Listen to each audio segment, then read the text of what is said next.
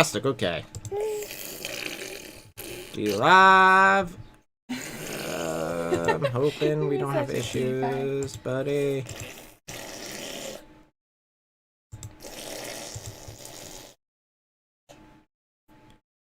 See if this works or not, because this might not work. Go and close that, close this. This is now going. Okay, hopefully this works. I have no clue if it's going to. This is the first time I've ever tried to do this. Yeah, is that so? Is that so? Is that Dada? Is that Dada? That Dada? Yeah, that's Dada. Okay.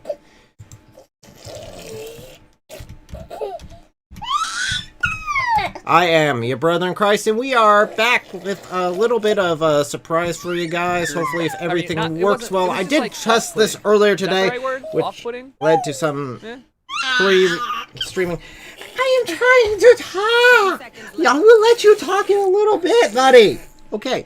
We are partnering with Church Air in order to restream his Bible study. Hopefully you guys will be able to see it and there are no issues with it. But we'll have to find out. Since this is the first time using this software in this way on this channel. So... best of wishes? Is that so? So, we will be waiting here for Church Air to come online, and then I will go ahead and turn it over to him. I'm trying to pull up the chat from Twitch, which is going, hopefully. Yes, it seems to be going. Don't want to hear myself repeated. There we go. Okay, I see at least it is there. Let me see if I can pop out the chat. Nope, it's not going to be nice to me, is it? No. That's asking way too much. So, just as we are waiting here for this to happen, hopefully, let me know if this is looking buggy to you guys. I'm also doing D-Live, Twitch, and YouTube all at the same time. So let's see if this setup will work. Ah, little boy. See? There you go. You can see. See? Little brother in Christ right here. Woo! Woo! So, Daddy, what are you doing? That's weird. Don't do that to me.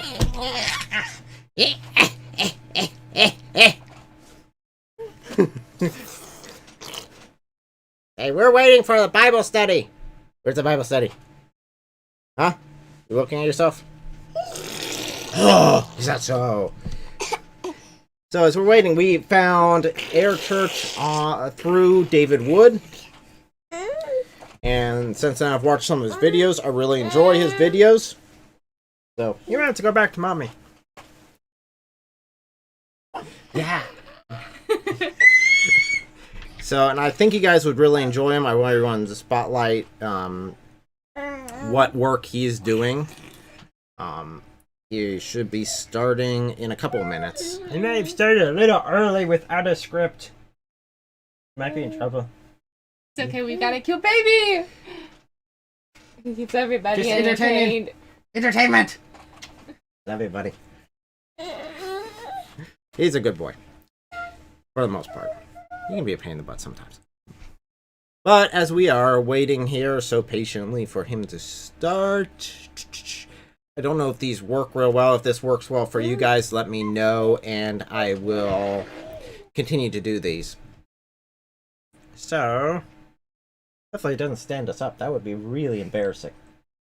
That'd be really embarrassing. So his channel is in the description below if you want to check that out. Also, like and comment on this video itself, as well as subscribe. I do videos, live streams every Sunday, covering multiple topics, and then we go over the videos throughout the week. I release individual ones on those topics. Say, I can't see myself anymore. And my lovely wife, you want to plug yourself while we're waiting? Because why not? What? Well, okay, so my name is... There's a light up there. My name on YouTube is El Iso Elohim, and I specialize in creating videos that are focused in arts and music and the ministry through those. My goal is to kind of bring clarity to the situations that the static of this world tend to overwhelm, and to bring the truth and the light into the world. And he's just a distraction. Yes, he is. A very pleasant distraction, but distraction!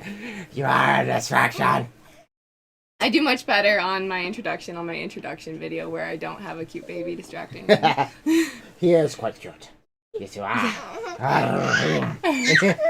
Say, there's Mommy! Mommy! You gonna take him?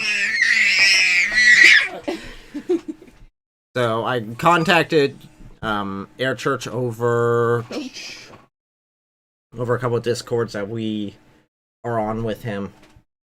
And I said when his next live stream was, and was able to set this up to bring focus on what he is doing. Sorry, I'm watching the replay and still looking at little boy. He's too cute. Okay. So I shall take away the distraction. we have less than a minute. Less than a minute. Less than a minute. Should be joining us. Bye-bye. Don't grab my curtain! We don't want them to see the mess!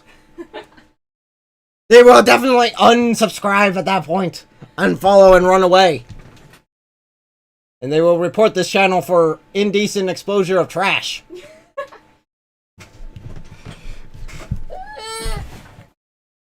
So as we drag the kid off, unfortunately...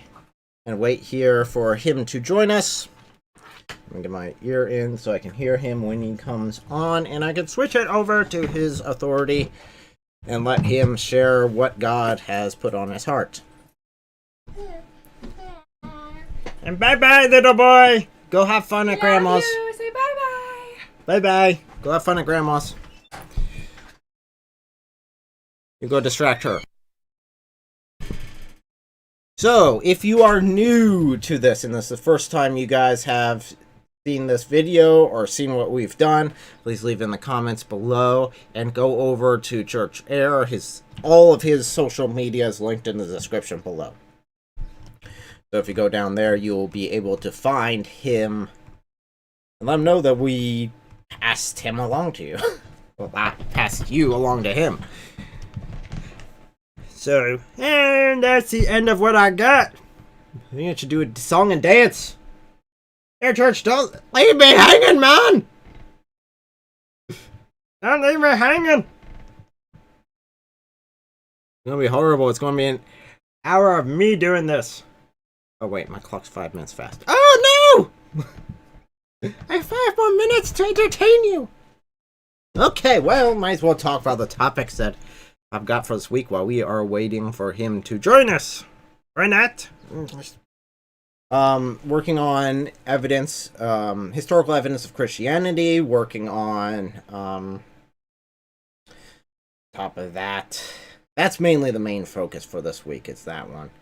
After that, we have Crusades versus Jihad, going through the history of both of those, looking at the religious wars between them, because we've definitely recently, in the last 10 years, have focused on the Crusades being something evil, something that was wrong, and there was a lot done by the Christian forces in that situation that was wrong. But there's also a lot of history that a lot of people don't know about that I think should also be examined. So, mainly that the Crusades were not the main inciting force for the jihads. Jihads happened first, not the Crusades. The Crusades were in reaction, the jihads were unprovoked. Unless you include Muhammad as saying Go kill them as being a reason to be provoked. So other than that, I'm working with other Christian streamers to put together more content for you guys, as far as working together on certain topics, interviews. There really is a large online apologetics movement that I am proud to say I'm part of. And it's definitely with the youth driving it. So that's exciting. It's exciting to hear. that it is the youth that is driving it more than anything else. So, we got 2 minutes. 2 minutes. I was wrong with my 1 minute counter. So we got 2 minutes. 2 minutes. What can we do with 2 minutes? I literally got nothing. Sorry about that. He's a terrible streamer. He's got nothing. Well, I forgot my clock was fast. And I forgot that he was taking his time with it.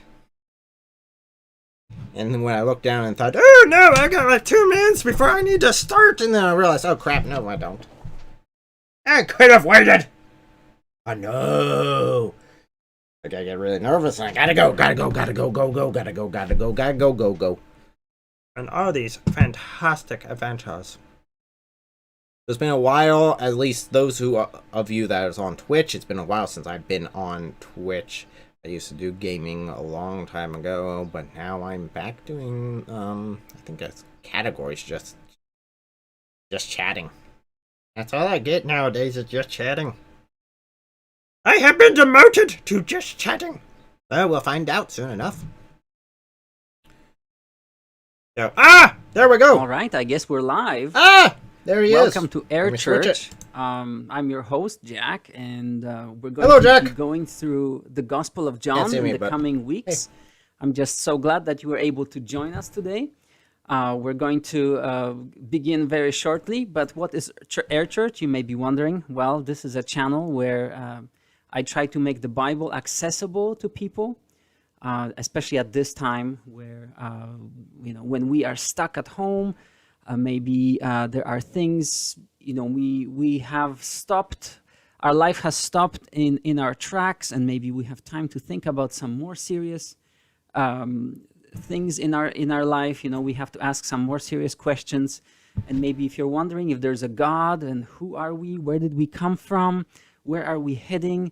Well, hopefully, the Bible will provide some extremely important answers so that we can, move on with our lives. So anyway, this will not be very serious. I'm just trying to make it very light and approachable. If you've never read the Bible, well, I hope that you can read it with us today.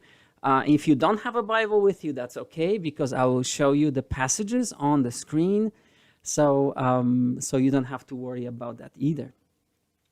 Well, what is the Bible, actually? You may be wondering, wow, what is that?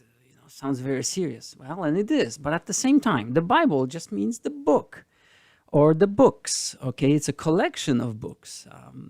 The Bible was written over 2,000 years. Maybe there are around 66 books in the collection, in the Bible books, and different types of writings, right? We have kind of poetry, we have historical narrative, we have the life of Jesus, and then we have some letters as well. So I think you might find it very interesting. So if you're new to our channel, make sure you subscribe, you connect with the channel so that you'll be able to get notifications. I'm welcoming anybody who's watching these right now. Say hi in the chat box if you're here. And I would like to also know where you're connecting from. It would be interesting to see if people are watching it from various parts of the world. Well, if you were with us last time, you know that we started to look at the Gospel of John. And John was the closest friend that Jesus had during his earthly ministry. He followed Jesus for his 3.5 years as Jesus was teaching and doing all kinds of miracles. And he also, John told us the story, basically. He abridged it so that it's all in a short summary for us. It's easy to read. It has a lot of interesting episodes in there. So I would encourage you to read the Gospel of John on your own. But today, we're going to go into the second chapter of the Gospel of John. Last week, we looked at the first chapter. Remember, what did we talk about last week? Well, if you haven't watched it, after this episode, I would encourage you to go back and rewatch the first episode. But we talked about God being the creator of the universe, this amazing life-giving spirit that not only created the universe, but God communicates. He speaks. He speaks through His word, and then that word became a man, and He lived among us. He lived. He taught. People saw Him. People could touch Him. People could ask Him questions, and they could observe Him. And everything that Jesus did was to show us who He was, that He was the Son of God. He was the promised Messiah who would save everyone from their sins, right? So today we'll continue this idea because, there are a lot of ideas out there about who Jesus is. Some people think He was just a moral teacher. Some people think He was a wise man. Some people think maybe He was... he didn't even exist, right? So people have different opinions. But today we'll just look at what the Bible teaches us about Jesus. I think it's really important that we let the Bible speak for itself, right? Okay, so and by the way, I try to accompany each episode of this Bible for Beginners with a worksheet that you can download. I will make it available later as a PDF. You can download it and work on your own, or if you want to even work with a couple of your friends on the same idea, feel free to use these worksheets, download them, print them out, and maybe you can even start your own Bible study by using these materials. Okay, it is in the description so below, guys. At Just to let the second chapter of the Gospel of John. All right. So as you can see, I'm using this website called Bible Gateway. Any Bible online is fine. I am also using New International Version. There are many versions there, but because I want to keep things rather simple, and I hope that some of you may be learning English, I'm trying to keep the translation that I chose tends to be maybe using a more accessible, easy language to follow, okay? But just remember that we are looking at the translation, okay? So when Christians say that the Bible is inspired, they don't mean to say that this translation is inspired, okay? It's the original manuscripts that were given to us. They are inspired. And the translations are just our ways of trying to understand best that we can in our modern language what those originals are teaching us. All right. So dive in with me today as we look at John chapter 2. And as you can see, the heading, Jesus changes water into wine. Wow, exciting. Okay. However, just keep in mind that the titles of chapters and headings and the numbering of verses, all that stuff came later. It is not the part of the original inspired manuscripts. It is just to help us find our way around the Bible. Okay? So even before we start, let me just introduce you to this worksheet, which you can download later. All right. So in the last study, let's read it together, guys. In the last study, we saw that Jesus was the Son of God, right? He came from God and He was God. He was the Word in the flesh, in a human form. When people saw Jesus do amazing things, they knew that He was not just an ordinary man, right? He was doing all kinds of amazing things. They thought this man, Jesus, must come from God because an ordinary man can't do these kinds of things. And what was He doing? Well, He was healing people who were born blind. He was healing paralytics, people who could not move. He was healing, even He was raising the dead, all right? So I hope if you stick with us to the rest of the studies, you will find some amazing things that Jesus did. So their thinking was right. Jesus was not just an ordinary man. And if you were to go back to chapter 1 and read John 1:1, it says that He was God, right? The Word was with God and the Word was God. But in this study, we will also show how Jesus was also the Son of Man, okay? So He is God, but at the same time, He is a Son of Man, all right? So when people talked about Jesus, they called him the Son of God because they knew he was not just an ordinary person. But when Jesus talked about himself, he often called himself the Son of Man because he should be human. Like, you know, he has to be human to help other people and to connect with us on our level, right? You know, if he was some kind of a superhuman or another creature, well, it would be difficult to connect to humans like you and I, people who have problems, people who get hungry, people who are worried about tomorrow, don't know if they're going to have a job tomorrow or not, people who are worried about war, people who are thinking about, will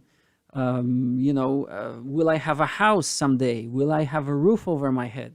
And people who are getting sick and dying, you know. So this is why Jesus really liked this name, Son of Man, because he identified himself with humanity, with you and I, okay? So Jesus was very human, but he was also the Son of God. So John 2, this chapter, will show us that Jesus was both. He was the Son of God, and he was also the Son of Man. And by the way, the special phrase, Son of Man, had an additional meaning, because long time before Jesus came, there were prophets.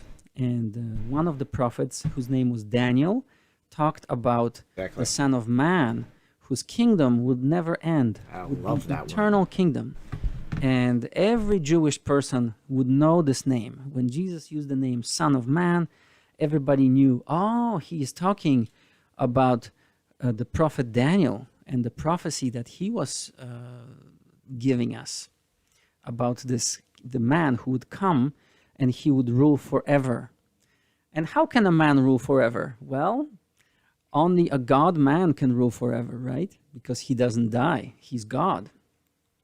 Well, before we even jump into the study, I think I would help you with some vocabulary. We're going to encounter some new words, maybe some words that you don't really know.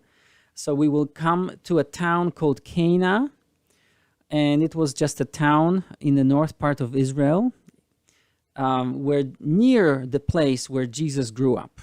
Okay, and it was in the area of Galilee. That's our second word. And it was a province, a small part of Israel.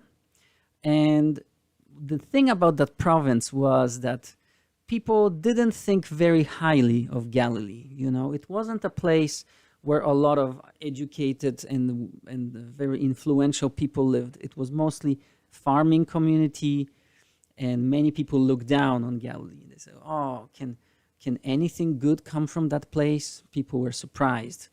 And I think many people who were very proud maybe were surprised that, oh, Jesus is from there. Oh, how can he be from there? Okay. So it was a lower class, poor area, and often uneducated. Just keep that in mind, okay? And then there will be a word called disciples. Disciples just means followers, people who are following Jesus and they're learning from him, okay? Then we will have a wedding as well. So when you think of a wedding, we have a bride and a bridegroom. So the bridegroom is the man who is getting married at the wedding, obviously, and the bride he's getting married to her. And so it's, yeah, you will see both. There will be a miraculous sign, okay? So what is a miracle? Miracle is something amazing that happens that people cannot do on their own. So for example, when Jesus walked on water, you know, this was considered a miracle. And because people cannot walk on water normally, right? So here's another miraculous sign. And glory, what's this word glory? Well, glory comes after you do something wonderful, okay? And everybody thinks, oh, you're such a great guy, okay? Maybe they applaud you and they say, okay, awesome, you did a great job. Well, that's glory, okay? There's a city called Capernaum, another town in the north part of Israel. And there will be a mentioning of a Passover. Passover was a special holiday and a feast in the Jewish calendar. So it was a special religious festival that the Jewish people celebrated every year, okay? So just keep that in mind. And of course, we're talking about the temple as well. There's going to be a talk of the temple. And the temple was a special place, especially in the Jewish culture, where a lot of religious activities were taking place, okay? And another word for a temple is a place where God dwells, where God lives in the temple, okay? And finally, we have the word scripture, which is just a fancy word for the writings of God's word that were written, were referred to as scripture. All right, so I hope that helps, and we can go in and actually start reading. And then we'll just try to compare what happened in the first chapter and in the second chapter. All right, guys. So on the third day, okay, so now this is the third day after what we were studying last time. And it's a third day since we had our last stream. Isn't that cool? Okay, so on the third day, a wedding took place at Cana in Galilee. Jesus' mother was there, and Jesus and his disciples had also been invited to the wedding. When the wine was gone, Jesus' mother said to him, "They have no more wine." Okay, so let's stop here and let me just tell you a little bit more information about these weddings. Because, now, guys, because of this physical isolation and distancing that we have to endure temporarily, many people canceled their weddings. They decided to get married maybe next year or something. They said, let's put this off. Why? Because a wedding is a very social event. A lot of people come to the wedding and, it's a time of rejoicing, right?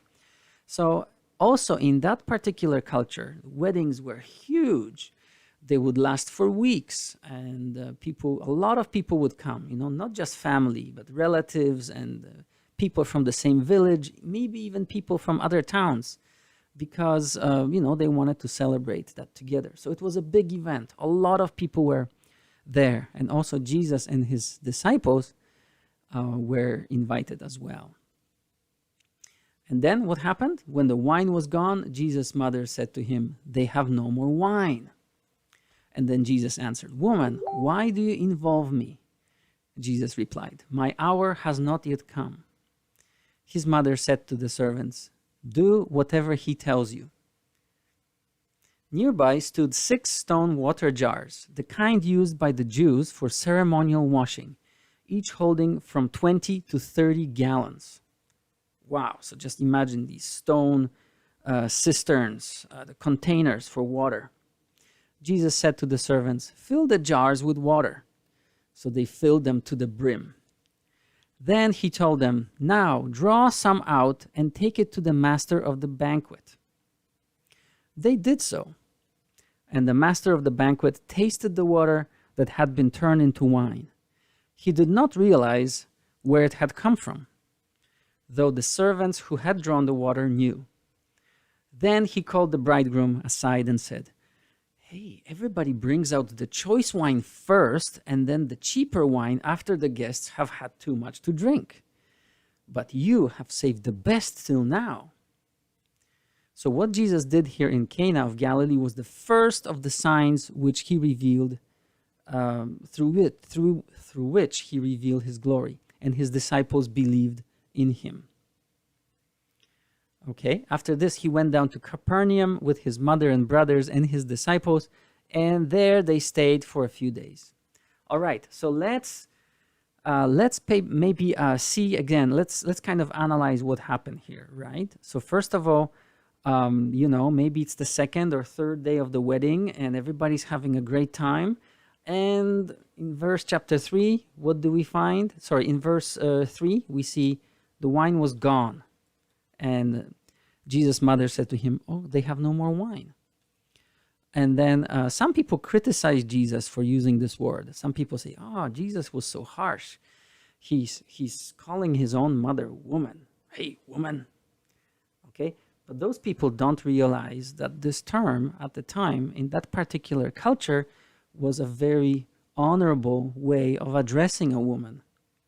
Okay? So to call a woman in those days was very, very honorable. And actually, so it's, that kind of criticism is completely based on lack of knowledge. So Jesus addresses his mother saying, very politely. And Jesus says, my hour has not yet come. So what he's saying is that my time, maybe to start my ministry or to reveal my who I am, is not yet, okay? But the mother says, but anyway, he's going to do it. Why? Well, his disciples are there, right? His disciples are there, and those disciples and the people who are watching him, Jesus is going to use this opportunity not only to help the people at the banquet, have a good time, but remember, the sign is always there for a reason, okay? There's always a reason for those signs, because remember when John said why he wrote this book? He wrote it so that we may believe that Jesus is the promised Messiah, the Son of God, and by believing in him, we would have eternal life. So for the same reason, the disciples were observing Jesus, and we can see that they believed as a result. They really believed, not just because they had a hunch, this guy is really something special, but they actually saw with their own eyes that Jesus could do these miracles. Okay, let's look at our worksheet. So let's just quickly see. The first episode was John 2 to 11. Okay, let's ask these questions. Where did this event happen? Can you remember? If you know the answer, type it in the stream chat. Where did it happen? Cana, right? Cana was a town in Galilee. Very good. What was that special occasion? That was a wedding. Okay, a very happy time. There was a problem. What was the problem? They had no more wine. Okay, and as you know, when there's no more wine, the party's over. Okay, we need wine to celebrate. It's a celebratory drink, right? Well, what did Jesus do about the problem? He solved the problem, right? He provided the wine. What was the people's reaction to what Jesus did? Verses 8, 10, and 11. All right, so let's quickly check it out. 8, 10. Well, first of all, we have the bridegroom. The bridegroom is really, really surprised. Okay, the bridegroom is surprised because normally when you have people drink a lot, maybe you bring the best wine first, but in this case, the bridegroom thought that the master of ceremonies, the main servant at that wedding, who was managing the whole party, arranged for the best wine to be kept until the end. So obviously he was really surprised. But then I think what I really want to draw your attention to is the fact that his disciples believed in him. All right. So this was the first of the signs through which Jesus revealed his glory, who he really is. Okay. All right. But now we have in front of us, we have a second episode, which we're going to contrast a little bit to show you that Jesus is both the Son of Man, because he cares about humanity, and he's also the Son of God, because he cares about the things of God. Okay? So, starting at verse 13, let's read together. When it was almost time for the Jewish Passover, Jesus went up to Jerusalem. In the temple courts, he found people selling cattle, sheep, and doves, and others sitting at tables exchanging money. So he made a whip out of cords, and he drove all from the temple courts, both sheep and cattle. He scattered the coins of the money changers and overturned their tables. To those who sold doves, he said, "Get these out of here. Stop turning my Father's house into a market." His disciples remembered that it is written, "Zeal for your house will consume me." So this comes from Old Testament, especially from, it says in my footnote, it says that Psalm 69:9, basically it's a messianic thing. That means it's speaking about the coming Messiah. He would be very zealous for God's temple. Then the Jews responded to him, What sign can you show us to prove your authority to do this? How can you do this? Jesus answered them, destroy this temple, and I will raise it again in 3 days. They replied, it had taken 46 years to build his temple, and you are going to raise it in 3 days? But the temple he had spoken of was his body. After he was raised from the dead, his disciples recalled what he had said. Then they believed the scripture and the words that Jesus had spoken. All right, very, very interesting. We'll just finish it off now, and then we'll look at this in more detail. Now, while he was in Jerusalem at the Passover festival, many people saw the signs he was performing and believed in his name. Do you see a pattern here? Jesus does a miraculous sign, and people believe in him. But this is interesting. Jesus would not entrust himself to them, for he knew all people. This is that interesting. You know, not everyone was willing to follow Jesus for the right reasons. There were some people who would see Jesus as a means, as a vehicle to further their own agendas. Okay, and actually that was one of the disciples later. His name was Judas. He also was one of those people who followed Jesus, but probably for all the wrong reasons, because he had an agenda of his own. He wanted to be maybe like, Jesus' career manager. But of course, if Jesus is the Son of God, I don't think he needs a career manager. He did not need any testimony about mankind, for he knew what was in each person. Wow, isn't that interesting? Okay, so Jesus knows what is in each person. Well, that also means he knows you and I. He knows what's in our hearts too. Isn't that interesting? But first of all, let's just see that Jesus cared. Okay, Jesus cared. So it's good that he knows what's in our heart, because he would also care about our problems. We saw in the first part of this chapter, right, that Jesus really cared about people not having enough wine and not being able to complete their wedding in a honorable and respectful fashion. Okay, so he provided the wine. But here we also see something also very different. Jesus seems to be very angry about something. Where did the second event happen? Verses 13 to 14. Well, it happened in Jerusalem, right?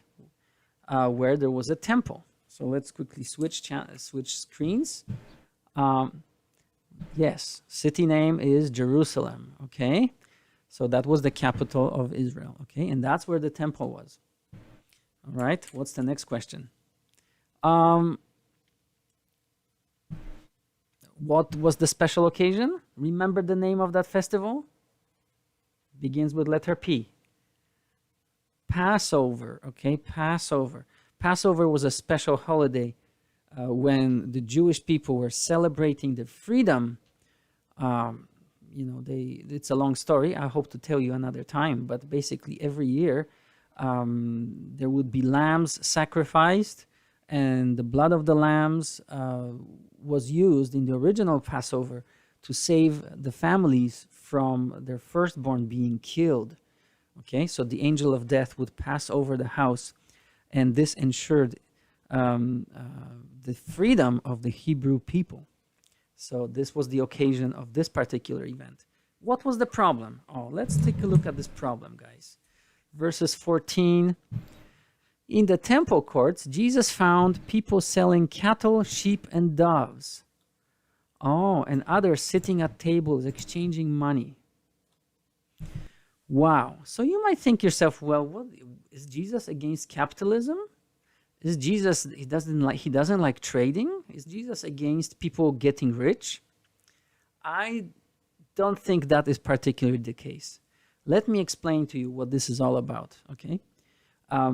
Because every person in Israel on those days was required to, or every able-bodied man was required to go down to Jerusalem and offer sacrifices for the sake of, in order to atone for the sins, or, for the Passover, basically. He was a representative from each family. So people traveled from afar, and they were supposed to bring animals such as lamb, sheep, and if they were really poor, maybe they could sacrifice a dove, a smaller animal. There were other provisions made. But the thing about it was that the people who were checking these animals, they were really the gatekeepers. Do you know what I mean by gatekeepers? Because the animal was supposed to be, for example, the lamb for the Passover was supposed to be perfect, was supposed to be without blemish. And some people, I think they found a way to make extra profit. Just imagine you traveled with the lamb for maybe 2 or 3 days. You arrived in Jerusalem, you present it to the temple priests, and they are inspecting the lamb, and they are saying, well, you know what? This lamb is unacceptable. Look, it's too skinny. Or look, it has a blemish here. Oh, it looks like this lamb is, not perfect. We will not accept it here. So, but you know what? This is your lucky day, because we will buy it off you. And then if you just turn the corner, you will be able to buy a certified lamb, which is pre-inspected and it's perfect. Okay? So it is very possible that this kind of idea was leading to people being abused for many different reasons. And of course, another problem with changing the coins was that in the temple, people were, the Roman coins were considered to be unclean, and they would have to be exchanged for the temple coins. And the process of exchanging money was also sometimes supposedly tampered with. So what is Jesus angry about here? What is he angry about, really? He's not angry about trading animals. What he's angry about is that these people are building up barriers, and they are preventing people to worship God in a free manner, how it was prescribed. They are making profit from people by using religious activities, because people have no other way of expressing their religious zeal towards God. They need to come to the temple and they need to offer these animals. However, that led to a lot of abuse, and people were cheated because of the fact that they needed to go there. And this was really a serious way to misrepresent what God's character, right? Because I'm pretty sure some people got really sick and tired, because they probably noticed, oh, listen, the lamb that I just sold as being not worthy to be sacrificed, my neighbor bought it 2 hours later, for a 10 times more expensive price, and he sacrificed that one. So what people found out is that they are being scammed. And what does that say about God? Is God also a scammer? So it really, really misrepresents God's love and his mercy and his provision for our sin through the death of an animal in a very serious way. And Jesus is very angry, and he drives all these people out. And then what is Jesus saying? He says, don't turn my Father's house into a market. Okay, so here Jesus is saying clearly that God is his Father, okay? Very, very interesting. And then there's this interesting exchange where, remember what was our definition of the temple? The temple was a place where God lives, right? Or God dwells. So Jesus, when they ask him why, who gives you the right to do this, right? Who gives you the right to do this? Who do you think you are, Jesus? How can you just, scatter all these, turn these tables over and then drive people out? Well, Jesus says, destroy this temple and I will raise it again in 3 days. So what Jesus is saying is that he's pointing to himself. And John is saying that he's explaining it to us from the point of view of, looking back. And he says, okay, after Jesus was really killed, 3 days later, he was raised from the dead. Okay, after he was raised from the dead, they finally understood what he meant. But for you, I just want you to understand that Jesus is saying, listen, I am God. God lives in me. I am here. Even if you try to destroy me, I will raise this temple in 3 days. Okay? So he's giving a prophecy about what will happen to him, which is very interesting, isn't it? Okay, let's take a look at our worksheet again, just very quickly. What did Jesus do about the problem? So people were being cheated and they were being scammed. Barriers were being put up between people and God. They could not worship God. And Jesus basically put an end to that. He drove all these people out. And he says, no, enough of this. Don't turn my Father's house into a market. And what was the people's reaction? Well, here is an interesting difference, okay? Remember the first episode? The disciples believed in him. And we have the same thing happening in verse 18. That after Jesus, no, not 18, later.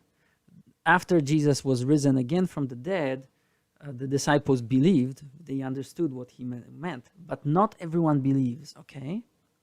Because some people question Jesus. They question his authority. And it is very likely that some of those people were extremely displeased with what Jesus did. And they would not believe in him. And here is an interesting pattern. As we look forward, we're going to study this book from now on a little bit more. You will see that this will be a pattern. Jesus will teach something. Then he will perform a miracle to show that he does have authority to teach these things. And then after the miracle is over, some people believe and follow him, and some people just say, oh, this is nonsense. He's some kind of a liar and a trickster, okay? And they don't believe in him. And guess what? A very similar thing happens today. Some people read the Bible and they see what Jesus has done and they believe, and other people reject him. So this is a very interesting thing that we see happen. Every time the Bible is preached and the gospel is preached, we see very similar thing happening. Okay, let's take a look at some questions. I think I said, so how did Jesus show that he was human? I think I already mentioned that. He was concerned about the couple that was getting married. They had a real need. He cared about their human need. But at the same time, Jesus showed how he's God, because he pointed to his own body as being the temple, and then he calls God his own Father. So just like you guys, what makes you a human? Well, I'm going to guess that you were born of human parents, and you are sharing in your human parents' nature. You have a human nature because your parents were human. Well, for Jesus, it's the same. God is his Father. And that's why Jesus shares in his Father's divinity, or being God. All right, so here are some questions. First of all, let's think about the sign, the idea of sign. Why would Jesus perform miraculous sign? And maybe I'll ask you to type some comments here in the stream chat if you're watching this. What is the purpose of a sign? Just imagine you're walking down the street and there's a sign.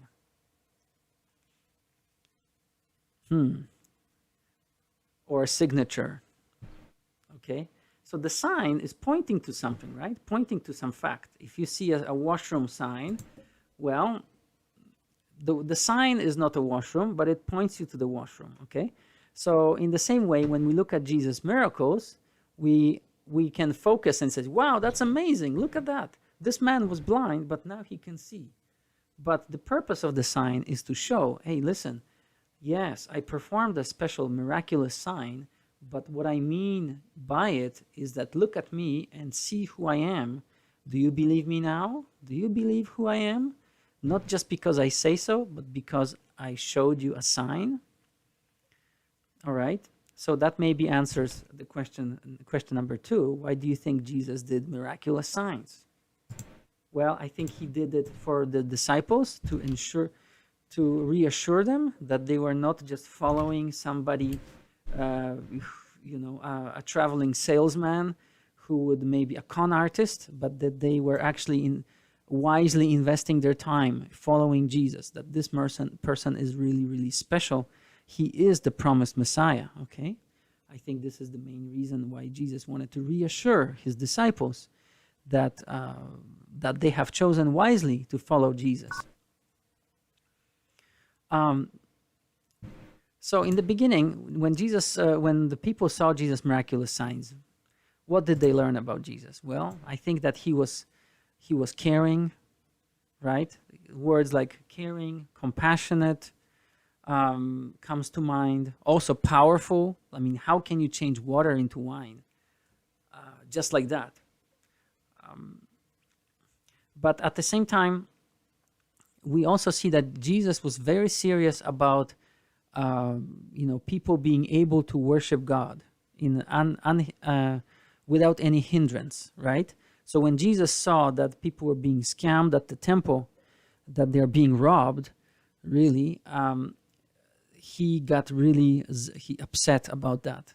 So I think we really need to learn from that, so that Jesus, he is breaking down every barrier between man and God. All right, that's his whole purpose. His whole purpose was to bring us together to God.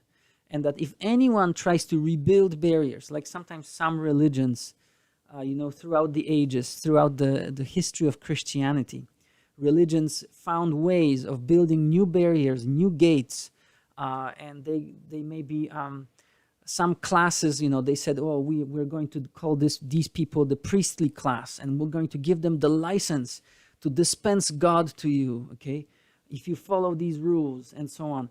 And I think Jesus might not be very happy about that, because his purpose was to break down every barrier between man and God, so that we would have access to God without any hindrance.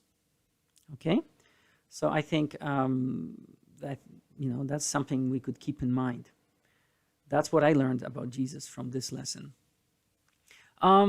Well, but what about you? If you had seen Jesus' miracles, how do you think you would have felt?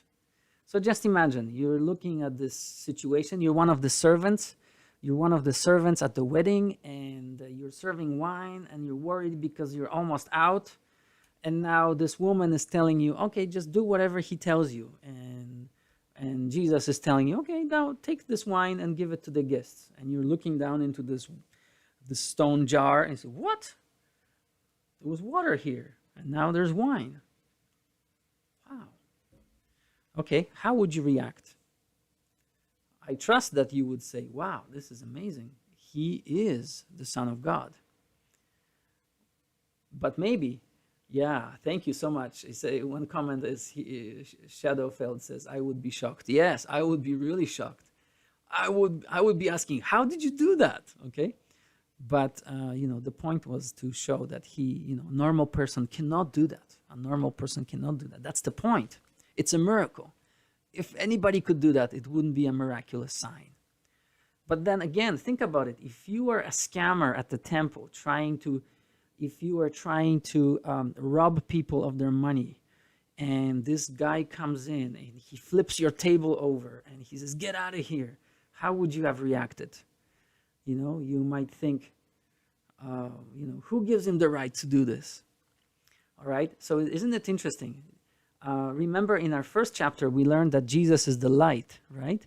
So sometimes when the light is shining in the places where we don't want the light to shine, we might feel like, oh no, don't, you can shine the light here, but don't shine it here, because we feel uncomfortable with our behavior, with our intentions, with our thoughts. And this is what Jesus does to us, okay? And, we should, ideally, we should want that. We want God to show us where we are wrong so that we can fix those wrongs, right? And yet we can see that not everybody's reaction was like that. Okay, so what other things did you learn from Jesus, about Jesus from this chapter? Maybe you have some comments to make. That would be awesome to see them. I'm just thinking that these stories are so much deeper than what I just shared with you, and I don't want to drag it out forever, but I just want to I just wanted to go back just very quickly to the first story we read about the water being changed into wine. I just wanted to share this with you guys, because these water jars are not just ordinary jars. See, they were, and John is explaining it to us. He says these were used by the Jews for ceremonial washing. Okay, so let me just explain that a little bit, because this is really, really interesting, guys. It's really interesting. So imagine if the Jewish people, they had many laws. For example, one of the laws was that they couldn't touch a dead body. If you touched a dead body, you would defile yourself. You would be unclean. And then you would have to actually go to Jerusalem and cleanse yourself. There would be special water there for you to cleanse yourself. Otherwise, you would be defiled. So what they had a system, because it's not practical to go to Jerusalem, all the time. It would be a long journey. So they had these water jars and the water taken from Jerusalem, and they had them spread all over Israel, where people, if they, by accident, they got defiled, or maybe they touched a dead body because they had to bury somebody, they would go to that place and they would ceremonially cleanse themselves, right, with the water. So what I want to propose to you, guys, is that Jesus, this particular miracle is much more than turning water into wine. What Jesus is saying is that if you think about this stone jar being a dead body, naturally we are born dead in sins and in trespasses. Okay, we inherited the sin disease like a virus from our ancestors. And actually, we think we are so alive, full of life, but we don't have God's life in it. We are born without God's spirit, or our spirit is dead. Okay, so you may live like 75 years, or you may live 35 years, you might live, who knows? Life is fragile, you might live 19 years. But we think we're living, but actually we are continuously dying, okay? So what this picture is here is that Jesus can turn this dead body into something alive. He turns water that is used for cleansing yourself from touching dead bodies, uncleansed, into wine, which is something to celebrate, something that is used for a wedding, something that is drank by a king. So it's a picture of our life. Jesus makes the difference in our life, okay? He comes in and he makes us alive from inside out. So on the outside, the jar still looks the same, all right? So if you meet some people who are Christians and they talk about the idea of, oh, I was born again, or I was born of the Spirit. Well, but they still look the same, right? So that's the point that Jesus here, I think, is making. These stone jars were still made of stone. However, the content of it was miraculously transformed from a water used to cleanse, dead bodies, into not water, but wine, something that is completely of different nature, something that brings cheer and life and joy and flows out of us, okay? So I just want you to keep that picture in mind. Well, as we conclude this, I hope you found it interesting. I really hope that you can share the link to this video, connect to the channel, as we are going to make our journey through this Gospel of John. Also, if you have any questions, please prepare them in advance or message me. There's all kinds of ways of you can get in touch with me. I also have a YouTube channel, so you might want to check that out, and make sure you hit that bell mark to get notifications of any future streams. I was just really overjoyed to be able to do this. Thank you for joining us today, and until the next time, stay blessed, and may God bless you wherever you are, whoever you are. I'd really like to get to know you over the next few months as we travel through the Gospel of John. Bye for now. Stay well. Be well. Thank you, Air Church, for that good Bible study that we just did. If you guys want to check out any of his information, it is in the description below. I myself need to start working on my live stream for the Sunday, but thank you guys so much for joining us. Do take some time, check him out. If you want the study guides, it is in the description below. You can go ahead and download that. He sent me that link earlier. And just show him support, as he is really getting going on this and giving a very unique look on this. So, like I said, thank you guys for joining us. Like, subscribe, and we'll see you this Sunday.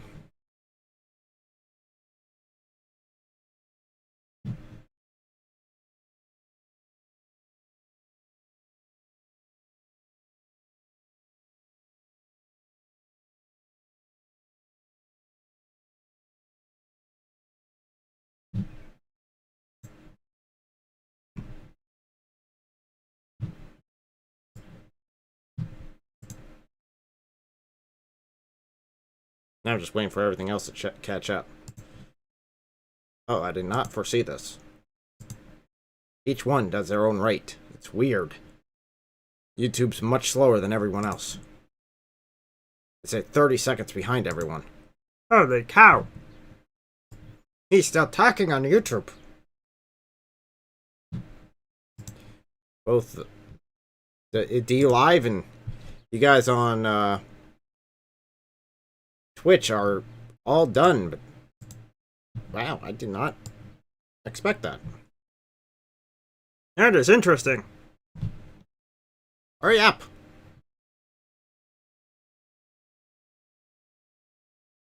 I'm so slow in the other one. So, oh, well, that would explain why. Okay, well, thank you guys so much for joining us. I'm going to go ahead and end it here. Hopefully it doesn't cut me off in the middle of a sentence, or him off in the middle of a sentence.